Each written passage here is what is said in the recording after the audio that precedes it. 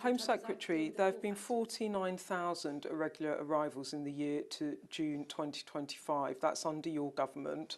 It's a 27% increase on the previous year, 43,000 arrivals in small boats. It's getting worse under Labour. Well, look, I think it is, isn't it? Look, I am horrified by those numbers. They're not acceptable. It's getting worse, and I isn't want them it? to go In down. your first year of government, it's got worse. The numbers are too high, and I want to bring them down. But do you acknowledge that it's got worse in your first year? I acknowledge that the numbers are too high, and they have gone up, and I want to bring them down.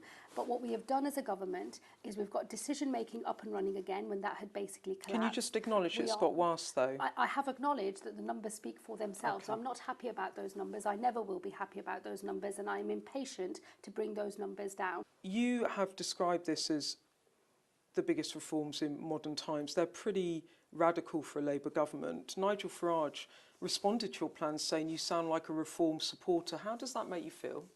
I'm not really interested in anything that Nigel Farage has to say. I think that there are various individuals who at the moment are seeking to make mischief, and I'm not interested because I really mean it when I say I haven't had anything about other political parties and other politicians in my mind. I have a solemn responsibility as the Home Secretary of this country who can see a broken asylum system. It is my job to fix it. I know people are angry about this broken asylum system, and I know that it is fueling division across our country. So it's my job to put that system to right, to reform it, and to unite our country. He said you'd be welcome to join reform with these sorts of asylum. Honestly, Nigel Farage can sod off. I'm not interested in anything he's got to say. No, but really, You've spoken to me about him before, about how you think some of his policies are dog whistle politics. Well, how does it make you feel when he thinks you're aligning with him? Because he's making mischief, so I'm not going to let him live rent-free in my head. And just because he said something doesn't mean to say that I have to respond to it. Home Secretary, in the Chamber today, you used very strong language that you said you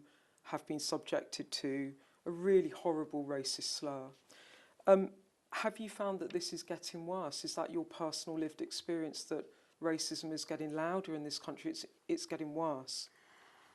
Well, I don't have to look to my own personal experience. I can see the experience of my own family and my constituents who are much more worried about racism and feel that there's more of that and Islamophobia around than has been the case in recent times.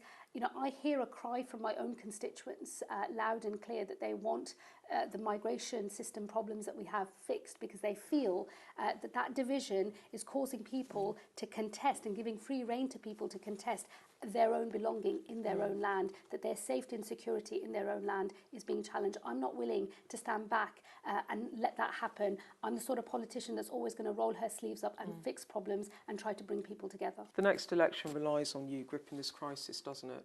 I mean, if you don't solve this immigration crisis and people seeing these illegal crossings, Labour cannot win the next election. How critical is it that you succeed? To be perfectly honest with you, Beth, I mean, we have a manifesto commitment on securing the borders. That's what we have to deliver. But nothing matters more to me than holding my own country together, not even winning a general election. That's not what is driving the decisions I'm making. What's driving the decisions I'm making is fulfilling my duty as the Home Secretary, fixing this broken system and uniting our country. What happens if you don't do this for Labour? Well, that will be for the country to decide.